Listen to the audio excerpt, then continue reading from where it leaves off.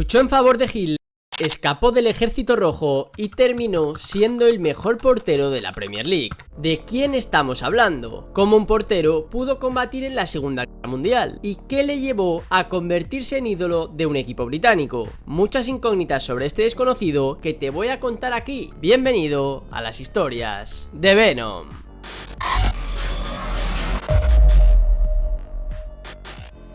Para muchos héroe, para otros villano, unos le catalogan como leyenda, sin embargo, otros afirman que sus hazañas no deben recibir ni mucho menos tal calificativo. Pese a estas posiciones contrarias y la falta de consenso, sí hay clara una cosa: Bernd Trautmann ha sido uno de los futbolistas más singulares de la historia de este deporte, y ahora entenderás por qué. Trautmann nació el 22 de octubre de 1923 en Wally, una zona de la ciudad alemana de Bremen. Su padre trabajaba en una fábrica de fertilizantes, mientras que su madre era ama de casa. Por aquella época, el país teutón atravesaba una grave crisis económica que obligó a varias familias a buscar un futuro mejor. De hecho, los padres de Trautmann, su hermano pequeño y el propio Trautmann vendieron su vivienda y se trasladaron a un barrio obrero de Gropellinger. Allí, Trautmann pasó sus primeros años de infancia, donde mostró un gran interés por la práctica deportiva. De hecho, empezó a practicar diversos deportes como el fútbol o el balonmano. Al mismo tiempo, ya con la figura de Adolf Hitler siendo una pieza clave en el panorama político alemán, sus padres decidieron inscribirle en la Deutsche Jungvolk, una organización juvenil para niños de entre 10 y 14 años, cuyo objetivo, aparentemente, era promover el deporte y el ejercicio físico entre los más jóvenes del país. Y digo aparentemente porque la realidad era bien distinta. Esta organización lo que realmente llevaba a cabo era un adoctrinamiento nazi,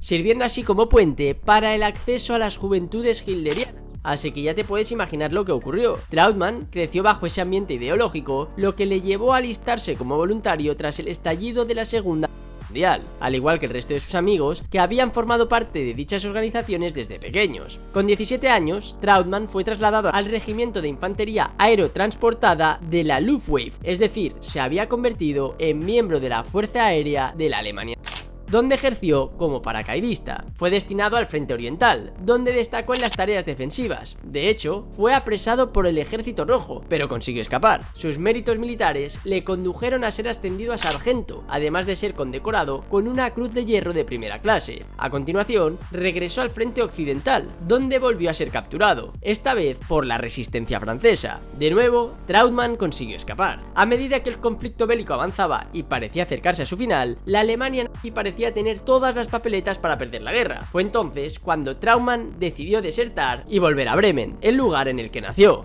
En esa huida a casa, unos soldados estadounidenses lograron arrestarle, aunque nuevamente consiguió escapar. Su vida parecía entrar en un bucle, ya que era arrestado una y otra vez lograba escapar. De hecho, hubo una cuarta vez en la que unos soldados británicos le hicieron prisionero. Trautmann, que fue sometido a diversas interrogaciones por parte de la inteligencia británica, optó por no resistirse más y colaborar. Y ahí fue donde inició una nueva vida en el campo de prisioneros y empezó a jugar al fútbol, como cuando era un niño. Podríamos decir que este sería el gran punto de inflexión en la vida de Bernd Trautmann. Una vez terminó la guerra, Trautmann tuvo la oportunidad de, tras ser liberado, regresar a Alemania. No obstante, era consciente de la difícil situación que atravesaba su país natal, territorio en el que ya ni tenía casa, ni amigos, ni siquiera familia. Por tanto, decidió quedarse en Inglaterra y empezar una nueva etapa. Al principio, empezó a trabajar en una granja, actividad que compaginaba con su pasión por el fútbol. Curiosamente, cuando volvió a jugar en el campo de presos, una lesión le animó a empezar a actuar como portero, posición que demostró desarrollar con gran habilidad en el Saint-Helens. En este club, Trautmann competía en una liga amateur, pero su destreza bajo palos provocó que poco a poco todo el mundo hablara de él. También tuvo la suerte de que el fútbol en Inglaterra, una vez terminada la guerra, estaba volviendo a la normalidad, por lo que los equipos profesionales ya estaban manos a la obra para cazar a nuevos talentos. Por tanto, la fama de Trautmann como portero llegó a oídos de varios clubes de importancia dentro del fútbol británico, lo que desembocó en que le llegasen varias ofertas. De entre todas ellas, la que más le convenció fue la presentada por el Manchester City. Seguro que no te esperabas una historia así, ¿verdad? Pues espera, que aún queda lo mejor. Eso sí, antes de seguir, te invito a que le des like al vídeo y te suscribas al canal. Nos plantamos entonces en 1949 y la situación de Bernd Trautmann había dado un giro de 180 grados. Había pasado de luchar en el ejército nazi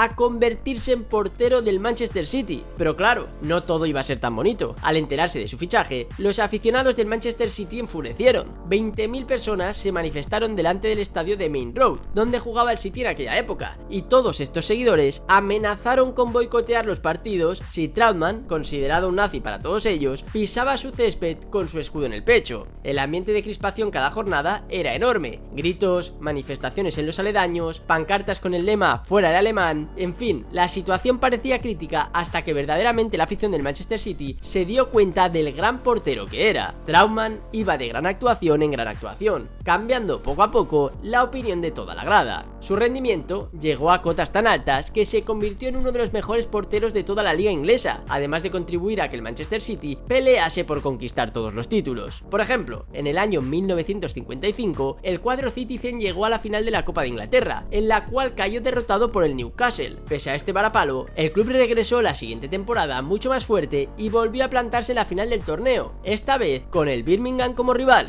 El City logró abrir la lata muy pronto, aunque poco después el Birmingham lograba la igualada, minuto 15 y 1-1 en el marcador, pero el conjunto de Manchester iba decidido a por el triunfo y antes de llegar al descanso consiguió acumular una renta de 3-1. Tras el paso por vestuarios, Trautmann y sus compañeros resistían los ataques rivales, pero en el minuto 75 ocurrió algo que preocupó al Manchester City. El portero alemán se lanzó a bloquear un balón e impactó con la rodilla de un futbolista del Birmingham, cayendo al suelo aturdido y con fuertes dolores en el cuello. En aquella época, el reglamento de la competición no permitía hacer cambios, por lo que Trautmann siguió jugando en unas condiciones muy poco idóneas. Aún así, cuajó una gran actuación, haciendo paradas de mérito que permitieron al Manchester City mantener su renta, ganar y proclamarse campeón. Días después de aquel partido histórico, una radiografía mostró que Trautmann tenía una vértebra rota, y esta lesión acabó por dejarle fuera de los terrenos de juego durante todo un año. La temporada 1957-1958 fue la última de Trautmann en el Manchester City, y a continuación firmó por el Wellington Town.